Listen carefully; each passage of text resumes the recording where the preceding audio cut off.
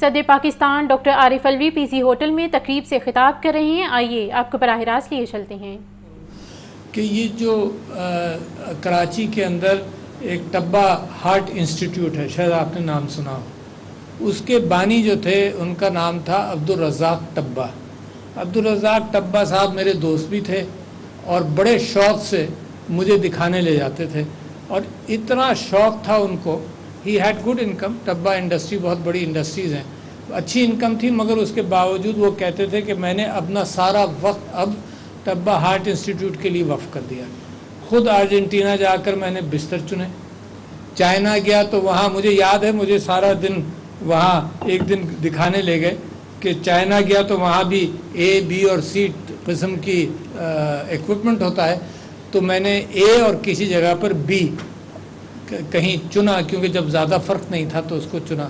یہاں تک کہ نیا کیفیت تھی. 17-18 سال پرانی بات آپ سے کر رہا ہوں کہ انہوں نے کہا کہ جنہیں دنیا بھر کے اندر اس وقت ہاتھ دھونا اسپتال کے اندر بڑی اہمیت ہو گئی ہے کہ کمیونیکیشن آف کمیونیکیبل ڈیزیزز اسپتالوں کے اندر بڑھ گئی، تو ہاتھ دھونے کا. تو کہنے لگے میرے آرکیٹیکٹ جو تھے شاہد ارشد شاہد عبداللہ، وہ پریشان ہے کیونکہ میں نے کہا کہ اب ہر جگہ واش بیسنز لگاؤ.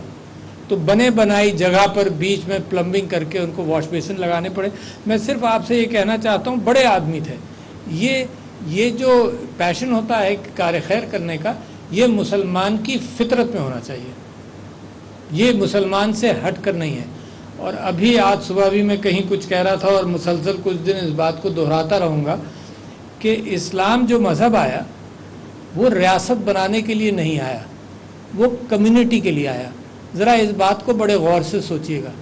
اسلام نے ہمدردی کی بنیاد پر بعد میں ریاست بنی. میرے نبی صلی اللہ علیہ وسلم کا مکی دور لوگوں کے ساتھ ہمدردی، پھر مدنی دور کے اندر بھی جب ریاست بن بھی گئی تو پرائمری پرپز کمیونٹی تھا، بنیادی، یعنی ریاست کی کوئی اہمیت ہی نہیں تھی. بنیادی کام یہ تھا کہ وہ پتھر پیٹ پر باندھ کر کے خود بھوکے رہ کر لوگوں کو کھلاتے تھے. خلفائے راشدین بڑی ریاست جب بہت بڑی ہو گئی، اس کے باوجود ان کا حال یہ تھا کہ وہ لوگوں کا کام کرتے تھے. حضرت ابو بکر کے متعلق حضرت عمر کی پوری حدیث موجود ہے کہ وہ کسی کو جاتے تھے صبح فجر کے بعد، کوئی نابینا عورت تھی اس کے گھر پہ جا کر آٹا گوندتے تھے، بچوں کے کھانے کی تیاری کراتے تھے. یہ خلفائے راشدین کی بات ہے. حضرت عمر جب کھانا بانٹ رہے تھے کہیں، خلیفہ، بڑے خلیفہ، یعنی جب وہ یروشلم گئے تو ایک اونٹ پر سوار ہو کر گئے، تو وہ اتنا بڑا خلیفہ جب وہ کھانا کھلا رہا تھا لوگوں کو تو ایک صحابی کے پاس سے گزرا تو حضرت عمر نے کہا کہ دائیں ہاتھ سے کھاؤ، تو انہوں نے کہا دائیں ہاتھ میرا مصروف ہے. چلے گئے، پھر واپس آئے، پھر وہی وہ بائیں ہاتھ سے کھا رہا تھا، تو پھر انہوں نے کہا دائیں ہاتھ سے کھاؤ. تو اس نے کہا، ان صحابی نے کہا رضی اللہ عنہم نے کہ میرا دایاں ہاتھ جو ہے وہ مصروف ہے. تو انہوں نے پوچھا کہاں مصروف ہے؟ کہنے لگے جہاد پر گیا تھا، وہاں وہ شہید ہو گیا، مصروف ہے، اس نے میرے زندگی کا قرض ادا کیا. میں آپ کو بتا رہا ہوں کہ اسلام جو ہے نا وہ تو کمیونٹی کا مذہب ہے، ریاست کا مذہب نہیں ہے. اسلام نے قانون بھی ریاست نے نہیں بنایا. اسلامی تاریخ اٹھا کر دیکھ لو، قانون ریاست نے نہیں بنایا. یہ تو نیشن سٹیٹ آ گئی جو اپنے قانون بنانے لگی. قانون مفتیوں کے پاس فتاوے ہوتے تھے، لوگ پریشانی لے کر مفتی کے پاس جاتے تھے.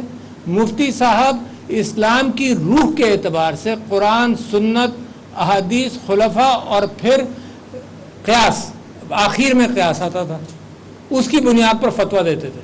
حکومت انصاف کی ذمہ دار تھی، قاضی مقرر کرتی تھی، اور قاضی جو فیصلہ کرتا تھا وہ مفتیوں کے فتاووں کی بنیاد پر، تاریخی بنیاد پر فیصلے کرتا تھا. کبھی حکومت نے قانون نہیں بنایا. It was dependent on Quran and سنہ. اچھا، اور قرآن اینڈ سنہ تو بھرا ہوا ہے نا اسی چیز سے، کمیونٹی کے ساتھ بھرا ہوا ہے، اور کمیونٹی کے لیے قانون بھی قرآن کے اندر لے ڈاؤن ہو گئے. اور کمیونٹی کے ساتھ جو میں عام طور پر اب لوگوں کو کہتا ہوں کہ پہلی سورت قرآن کی الف لام میم سے آپ شروع کریے تو آپ کی ذمہ داریوں کا تعین